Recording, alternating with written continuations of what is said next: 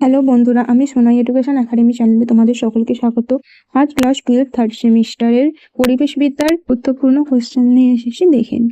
এক হচ্ছে সালফার চক্রের ডেট্রিটাস শৃঙ্খলের ভূমিকা কি? H2S উৎপাদন। লিগনিন এর পচন ঘটাতে সক্ষম শ্বেত ছত্রাক। নেট প্রোডাকশন এফিসিয়েন্সি সর্বোচ্চ কোন প্রাণীর মধ্যে দেখা যায়? শাকাহারী পোকামাকড়। শক্তি দক্ষতা 20% হলে স্তর প্রতি শক্তির স্থানান্তর হবে কত? 20%। কোচরণ ও ডেট্রিটাস শৃঙ্খলের মূল পার্থক্য কি? শক্তির উৎস। লিন্ডেম্যানের নিয়ম কোন বিষয়ের সাথে সম্পর্কিত? শক্তি স্থানান্তর দক্ষতার সাথে। শক্তি স্থানান্তর দক্ষতা পরিমাপের একক কি? শতাংশ। পিরামিড অফ বায়োমাসের মধ্যে কি বোঝা যায়? জীবন্ত পদার্থের পরিমাণ। 10% নিয়মের ব্যতিক্রম দেখা যায় কোথায়? ডেট্রিটাস শৃঙ্খলে।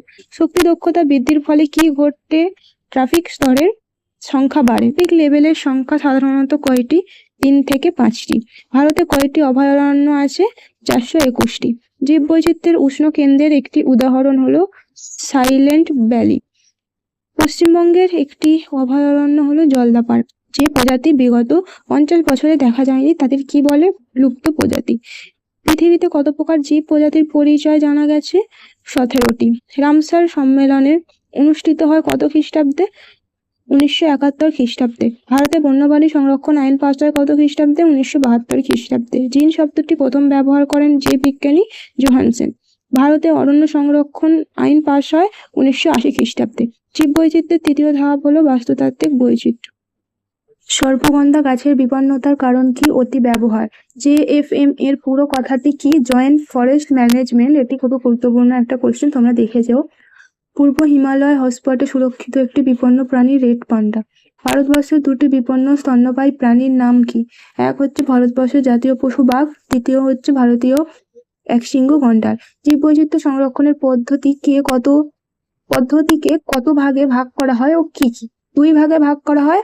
এক হচ্ছে ইনসিটু সংরক্ষণ, 2 হচ্ছে এক্সিটু সংরক্ষণ। সাইলেন্ট ভ্যালি কোথায় অবস্থিত? কেরালায়। জীববৈচিত্র্যের 3টি স্তর কি কি? জিনগত, প্রজাতিগত, বাস্তুতান্ত্রিক। রেড টাটা বুক কি নির্দেশ করে? বিপদগ্রস্ত প্রজাতির তালিকা। হাতি প্রকল্প চালু হয় কত খ্রিস্টাব্দে? 1992 খ্রিস্টাব্দে। অ্যাসিড বৃষ্টির জন্য দায়ী কোন গ্যাস? SO2। বায়োম্যাগনিফিকেশনের উদাহরণ হচ্ছে DDTর প্রভাব। ইউট্রিফিকেশনের ফলে কি ঘটে? অক্সিজেন হ্রাস। সুনামি এর প্রধান কারণ কি? সমুদ্র তলদেশে ভূমিকম্প। পৃথিবীতে কত প্রজাতি শনাক্ত করা হয়েছে? প্রায় 18 লক্ষ। জীববৈচিত্র্য দিবস প্রতি বছর কবে পালন করা হয়? 22শে মে। জাতীয় উদ্যানের মূল উদ্দেশ্য কি? প্রাকৃতিক সম্পদ সংরক্ষণ করা। জীববৈচিত্র্যের অর্থনৈতিক গুরুত্ব কি? খাদ্য ও ওষুধ সরবরাহ। ইনসিটু সংরক্ষণের উদাহরণ কোনটি? জাতীয় উদ্যান। জীববৈচিত্র্যের ঘাটতি থাকলে কি হতে পারে?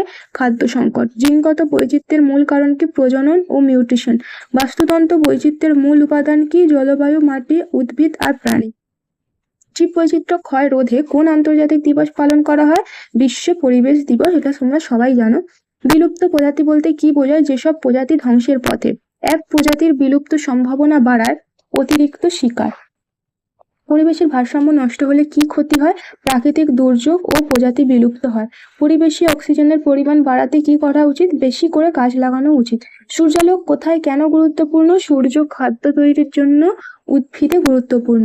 সুন্দরবন বিখ্যাত কিসের জন্য? রয়্যাল বেঙ্গল টাইগার ও ম্যানগ্রোভ অরণ্যের জন্য। ভারতের জাতীয় বৃক্ষ কোনটি? অশ্বত্থ গাছ। বিপুল গাছের আর এক নাম কি? অশ্বত্থ। ভারতের কোন প্রাণী পাকিস্তানি টিকটিকির মতো দেখতে? গিকো। ম্যালেরিয়া ওষুধ তৈরি হয় কোন গাছ থেকে? সিনকোনা গাছ। ভারতের কোথায় সবচেয়ে বেশি মৌ চাষ হয়? হিমাচল প্রদেশে। ভারতের বন অর্থনীতি কতজন মানুষের জীবিকা নির্বাহ করে? 275 মিলিয়ন জন মানুষের। বন্য প্রাণী দিবস কবে পালন করা হয়? 3রা মার্চ। ভারতের প্রথম জাতীয় উদ্যান কোনটি? Jim Corbett. ভারতের প্রথম বায়োস্ফিয়ার রিজার্ভ কোনটি? নীলগিরি।